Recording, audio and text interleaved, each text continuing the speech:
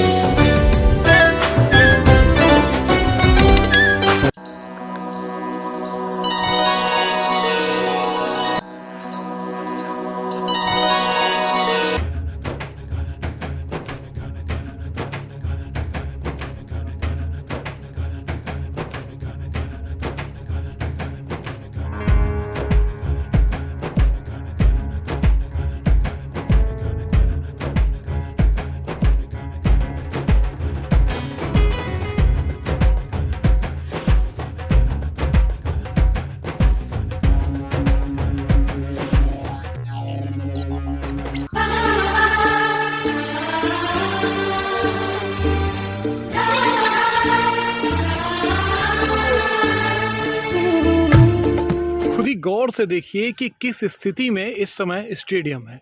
ये है synthetic track, international level का यह सिंथेटिक ट्रैक है और ये बन जाने के बाद प्रयागराज में अंतर्राष्ट्रीय स्तर की प्रतियोगिताएं भी हो सकेंगी। हालांकि इस कार्य में जितनी देरी हो रही है उससे खिलाड़ियों की तैयारी तो बहुत अधिक प्रभावित है, लेकिन इसका सुखद अनुभव तब मिलेगा जब यह ट्रैक बनकर तैयार हो जाएगा और खिलाड़ी इस पर प्रैक्टिस कर सकेंगे, प्रतियोगिताएं होंगी और उसमें पदक प्रयागराज को मिलेंगे। अभी की स्थिति आप देखेंगे, ये सामने आपको दिख रहा होगा, यहाँ पर क्रिकेट प्रैक्टिस होती है, बच्चे क्रिकेट प्रैक्टिस करते हैं। लेकिन अब चूंकि सिंथेटिक ट्रैक बीच में आ रहा है, ऐसे में प्रैक्टिस पूरी तरह प्रभावित होगी।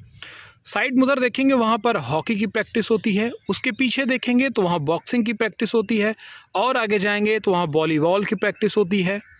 और फुटबॉल, अब चूँकि ये फुटबॉल का एरिया पहले हुआ करता था, लेकिन ये देख रहे हैं किस स्थिति में है। इसके कारण अब बीच के मैदान का हिस्सा फुटबॉल के एरिया में प्रयोग किया जाता है। जेवलिन का इस्तेमाल उस तरफ होता है। ताइक्वांडो की जो तैयारियां होती हैं वो उस बाउंड्री वॉल के अंदर होती हैं, और जेवलिन वो सामने वहाँ पर होता है। और जो बच्चों को जूडो कराटे सिखाया जाता है वो सामने वहाँ पर जूडो कराटे सिखाए जाते हैं। और एथलेटिक वर्ग में जैसे रनिंग वगैरह की तैयारियां हो गई, वो सारी सिंथेटिक ट्रैक पर ही होंगी। हालांकि अभी उनके लिए ये सुविधा नहीं मौजूद है तो उन्हें काफ़ी दिक्कत होती है।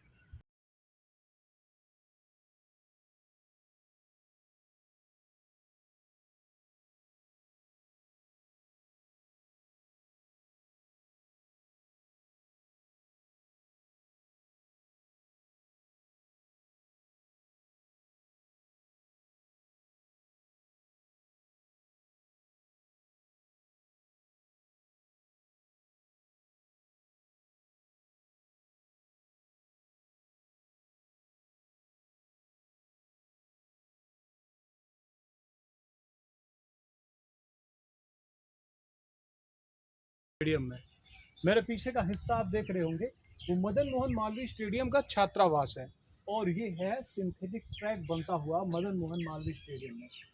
इस वक्त स्थिति ये है कि स्टेडियम का जो ये पूरा हिस्सा है, ये जो 400 मीटर के एरिया में ये बन रहा है, ये पिछले 1 साल से काम शुरू हुआ था और अभी तक इसका काम पूरा नहीं हो सका है।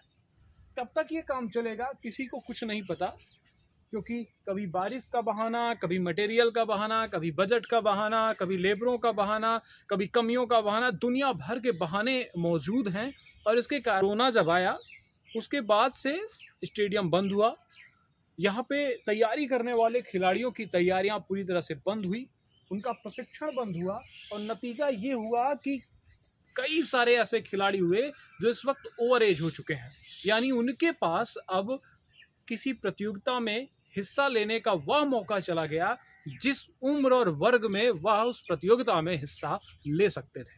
इसका जिम्मेदार कौन होगा? एक तो कोरोना ने कुछ बिगाड़ा, वो ठीक किया, लेकिन स्मार्ट सिटी योजना के तहत करोड़ों रुपए की लागत से स्टेडियम में ये सिंथेटिक ट्रैक बनाया जा रहा था। बहुत सारी उम्मीदें थी, यहाँ के खिलाड़ियों को उम्मीदें थी और पूरे जिले को उम्मीदें थी कि तस्वीर बदल जाएगी प्रयागराज की, क्योंकि सिंथेटिक ट्रैक वो भी इंटरनेशनल स्तर का अगर यहाँ पर मिलता तो खिलाड़ियों की तैयारियां आसमान पर होती और पदकों की झड़ी लग जाती। लेकिन अफसोस कि पिछले 3 साल से स्थितियां डामाडोल हैं। पदकों का स्तर शून्य पर पहुंच गया है। जहां प्रयागराज का गढ़ माना जाता था एथलेटिक और थ्रोअर, जहां झोला भर भर के आते थे पदक, वहां स्थितियां बहुत ही खराब हैं।